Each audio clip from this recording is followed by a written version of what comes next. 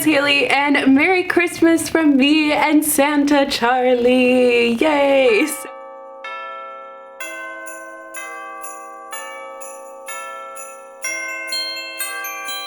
So today is obviously Bookmas Day 25, and I'm going to be doing a Christmas book haul. Are you excited? No, you just want to sleep. I hope Santa Charlie brought all you your gifts last night, though. He tried so hard, but his little legs can only carry his very long body so far, okay? So obviously we are back under my Christmas tree, in front of my Christmas tree, whatever, today for today's video, because I thought it would be really fun to have my Christmas book haul be here. I just like doing it by the tree, okay? So just as in the last video that I filmed in front of here, I apologize if it's echoey. There's not really much I can do about that, but we are sacrificing that for the aesthetic. Hello, so just a quick note before we get into today's video. The audio isn't the greatest. For some reason, the two videos that I filmed downstairs have a little bit of crackling in the background, and I can't really figure out why or what that is. Like, it's with my brand new mic. I haven't had an issue anywhere else, so I don't know. It's not bad enough where I had to refilm it. Just maybe don't watch the video with headphones on. I'm very, very, very, very sorry about this. It's super frustrating for me, but there's just nothing I can really do about it, so I really apologize for that, but I hope you do enjoy the video anyways. So in case you missed it, yesterday was Bookmas Day 24. It was Christmas Eve, and I brought back an oldie but a goodie, the Christmas song book tag, so I will have that link down below just in case you missed it, as well as the entire Bookmas playlist so you can get caught up if you have fallen behind. So today I hope you guys are staying safe and having a great day. I hope you're able to spend some time with your loved ones virtually, or if you live with them in person, but don't forget, like, there's FaceTime, there are options out there, so you can still have a good socially distanced Christmas where you're staying safe. Now, I have a really great collection of books here I treated myself to as Christmas gifts, honestly. I just, you know, you gotta treat yourself every now and again. So I've got some titles that I'm super, super excited to talk about, so without further ado, let's just get into it. So since today is Christmas, it seems appropriate to start out with the 3 Christmassy books that I have acquired recently. So I hope that I will have read these by the time you are watching this video. I don't know when I'm filming this how I feel about them, but right now, like, I'm feeling optimistic, so hopefully you won't know something that I don't know. What? Like, basically, I hope that I like them. The first one is Mind the Gap, Dash and Lily by Rachel Cohn and David Levithan. This is a new installment in the Dash and Lily trilogy series. There might be more books. I have no idea. I thought it was done and didn't even know this one was coming out, but this just came out this past year, and it is about Dash and Lily, obviously. You may know them from the Netflix adaptation that came out recently, or from the really great book, Dash and Lily's Book of Dares. Now, the second book, The 12 Dates of Dash and Lily, I read last year, and I wasn't really a big fan of it, but this one I'm super optimistic for. So this one is actually set in England, which is so exciting. London at Christmas time sounds so magical. But Dash has gone away to university, so Lily decides to go to London to surprise him, and I'm so excited for them to take on London at Christmas. Next is We Met in December by Rosie Curtis. This definitely gives me One Day in December vibes, not just because of the title, but also because of the concept, because it follows a girl who falls in love with her London flatmate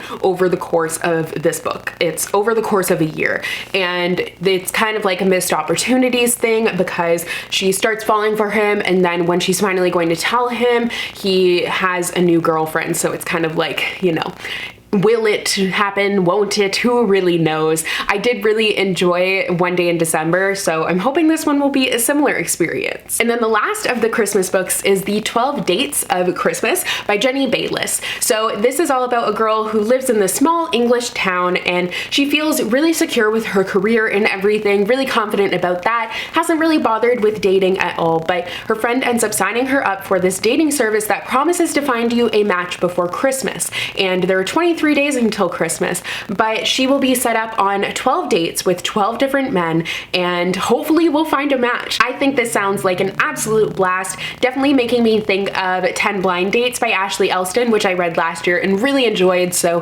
fingers crossed this one will be a similar experience. So now getting into the other books, next is Lives of Saints by Leigh Bardugo. This is a replica of the book from the Shadow and Bone book, so the one that Alina has in that book, and it is so beautiful because it also has some illustrations in here that are absolutely gorgeous. Like, this is so incredible. I don't know why, but I heard nothing about this book leading up to its release. No one was talking about it, which is really weird and unusual for a Leigh Bardugo book. So it honestly came out and I was like, oh, like, I haven't pre-ordered this or anything, but luckily I ended up having a coupon because it is kind of more of an expensive book, but it's a nice keepsake if you do love the Grisha-verse. So I'm so happy to have it. I do plan on reading it too because I love these additional stories that go with a bookish universe, and I loved the Language of Thorns, and this seems like kind of a similar idea, but it's just stories of miracles and martyrdom, different saints and everything. It just seems so cool. I'm just very confused why no one was talking about it. It kind of went under the radar, but I'm happy that I have it. Speaking of books that went under the radar, next is the Enigma game by Elizabeth Wein. So Elizabeth Wein is the author of the Codename Verity series, and this is apparently book 2. I'm always confused about the order because it's a companion series. So like, you don't necessarily have to read all of them and you don't have to read them in order. It's just like, if you read them out of order, you might get spoiled for certain things. But this follows a German soldier who risks his life in order to get this Enigma machine to the British intelligence. So he ends up hiding it in like a British pub and unwittingly brings together 4 people who have different plans to decide to keep it for themselves. Really not sure about how that's going to work out. Definitely a really intriguing concept. I love the idea of a character, like, really, I can't think of a more risky situation than what this German soldier will be doing. So that seems super interesting, like a very high stakes situation, and like, I want to know more about it for sure. But yeah, I had no clue there was a new book by this author, so I'm really excited that I did actually end up finding it. And it came out in paperback, which is strange, but also nice. I enjoy when books come out in paperback. Next is We Are Not Free by Traci Chee. This book also, for some reason, never really heard a lot about, and I'm sad about that because I would have like ordered it right away because it sounds right up my alley. So it is a historical fiction, and you follow 14 Japanese teenagers who all bond in Japantown in San Francisco. They create their own little mini family, this group that is very tight-knit, but then they all of their lives are upended when they are torn from their homes and placed into these mass incarceration camps.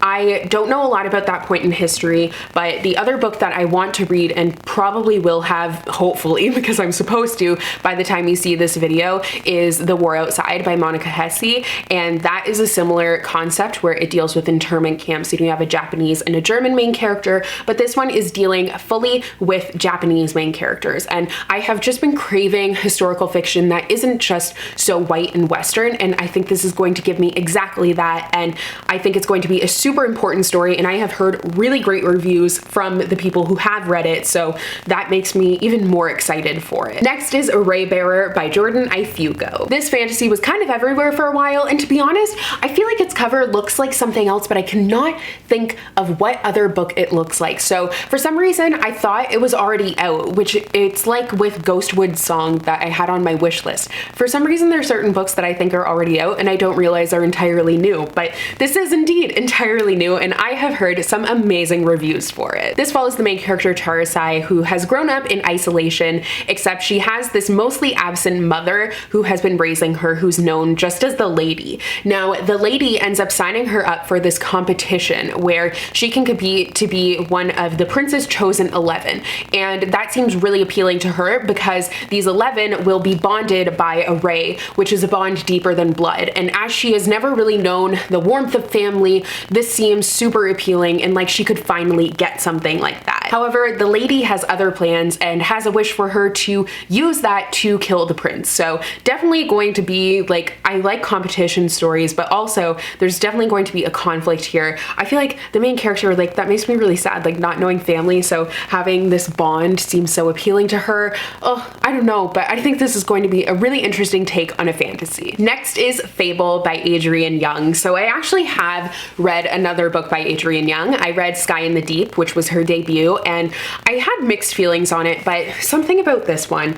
I think maybe the title, it made me think fairy tales, and I was automatically intrigued. Fable is the daughter of the most powerful trader, and she watched her mother drown 4 years ago. She'll never forget it, and she ends up abandoned by her father on this island, and she has to try and get back to the mainland to claim her rightful place, and well, as like the trader's daughter, so to take over his empire, I guess. So this island is legendary, it's filled with thieves, and she has to try and survive and fight for herself. So definitely not really like the fairy tale vibes I was expecting. It's more of like a nautical theme, I suppose, pirate sort of thing, but not really pirates. But the cover is actually so pretty. Like, I just realized that it goes across the whole thing, which is really nice. But I could not tell you why this one intrigued me so much, but I do have it, and I don't really have that many like sea-based stories, so this should be a nice one to add to my collection. Next is Skyhunter by Marie Lu. I didn't realize this book is as big as it is, to be honest, but it also has Skyhunter on the side, which is a fun thing, but like, I thought it was going to be the size of a regular hardcover, but it is not. It is one of the tall ones, which I generally don't enjoy when they're tall because it just intimidates me more. I don't know, big books scare me. I know that's like sacrilegious to say as a reader, but like, it's true. This is a sci-fi story that is set in a world that is completely broken by war. It is set in one of the only kingdoms that has not been conquered by this giant nation that has been conquering everyone else. Now you follow a team of young warriors who are sacrificing everything that they have in order to save those they love and to save this last surviving place that has not been conquered and taken over. This seems to have quite a bit going on in it because it has that element of like conquering and colonialism, which I think is a really interesting topic to bring into a sci-fi story. But it also has where like if they flee, like refugees flee the borders of this last place that is safe and they become monsters. So not really sure what to make of that, but I really trust Marie Lu, and I feel like this is going to be a super interesting story. I love this cover. It is so vibrant and like bright and pretty, and I think it's gonna be good. Oh wait, is it pretty under the cover? I didn't know that. Lovely. Ooh, that's exciting. I love when books have that little extra touch to them. Next is Star Daughter by Shveta Thakrar. This cover is so beautiful, and I am obsessed with it.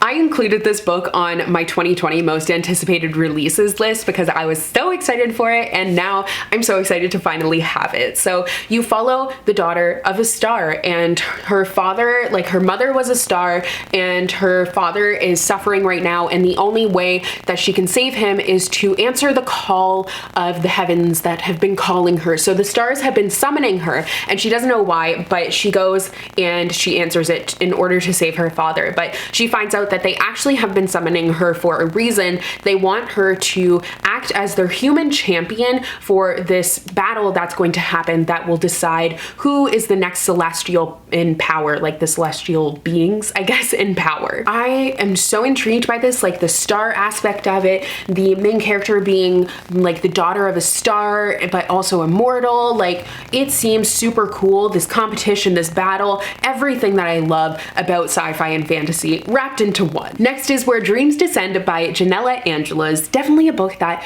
I started hearing a ton about, and then I couldn't get it off my mind, and lo and behold, I couldn't resist and I picked it up. I also have actually pre-ordered the sequel, so I have no self-control. Hopefully I like this one. This is set in a city that is covered in ice and rune, and you follow these magicians who are competing to find out who's going to be the next headliner for this circus.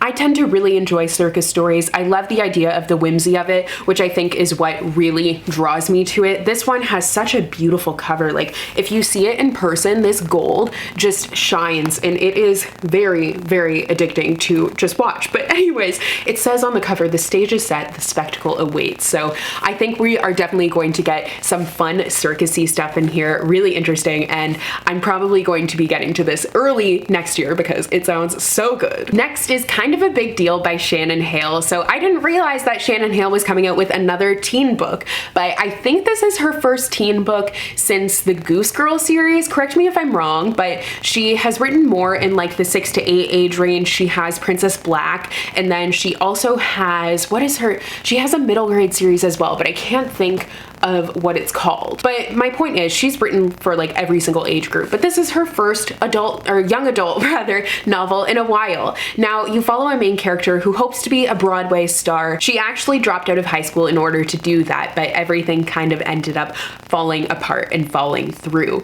So she has a secret though. She can escape into books, like literally. She can live through all these stories. So she goes through the book and is going through books and trying to find something that suits her, a life that she enjoys, and live out the adventures that she dreams, since her real life is kind of falling apart. I'm just so excited to read more from Shannon Hale. The concept is super intriguing to me. I think it sounds really cute and like it could be a lot of fun as well, but I love Goose Girl and that whole series, and also the Book of 1,000 Days, loved that one too. So this is more of a contemporary, like just a contemporary with a twist. I'm interested to see what that twist is going to do, because it definitely has a lot of potential. And the last few books are actually some pretty classics that I got for myself that I wanted to share with you guys. So this first one my sister actually picked up for me because it was only available in America, because it is a Target exclusive, and it is the FAO Schwartz, like little book kits, I guess you might call them. I'm not sure what you would call it, but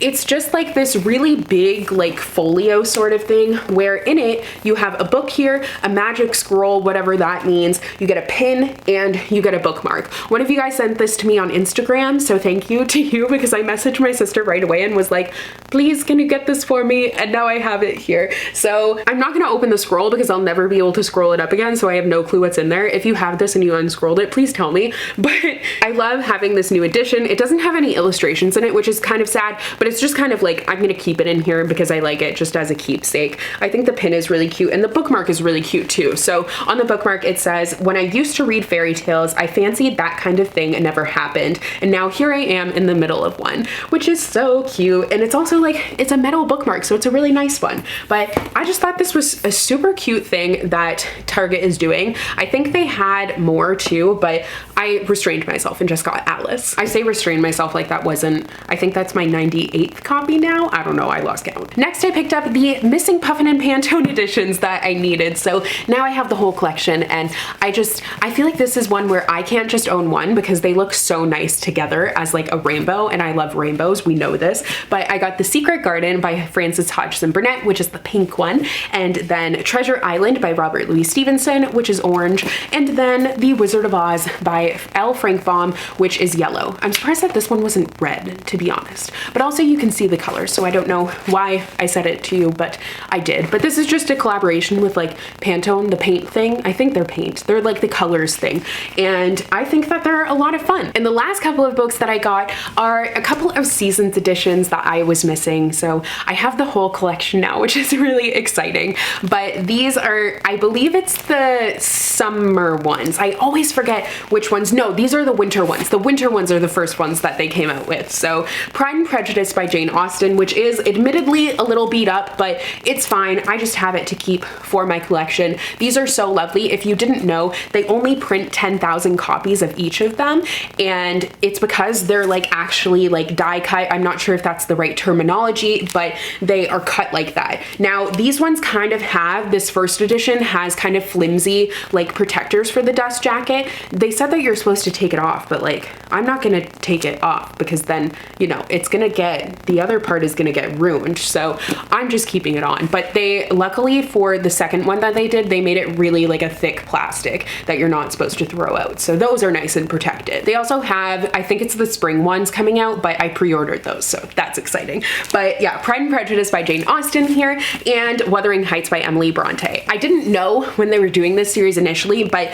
they chose like which ones to come out with for which season based on the actual book. So like the season is prevalent in the story, which is why it releases then. They also have pretty edges, but yeah. Okay, so that is all for my Christmas book haul this year. I hope you guys enjoyed. I hope you guys have a very Merry Christmas. Like I said, stay safe. I know it's really different this year and it's hard, like even even me, my sister is not going to be home. I won't have seen her for a year now because she is in the States and she's unable to come home, obviously because of everything that's going on. So just make sure that you're staying safe. You can always FaceTime everyone, which I know isn't the same, but at least it's something. But thank you guys so much for watching today's video. I hope you enjoyed. Tomorrow for Bookmas Day 26, we are going to be doing a cover ranking. So I'm going to be taking every single book that I read over the course of the year 2020, and I'm going to be ranking them solely on their book covers. So just judging books by their covers here. But don't forget to click that subscribe button so you won't miss that, as well as any of the other videos that I'm going to be posting, because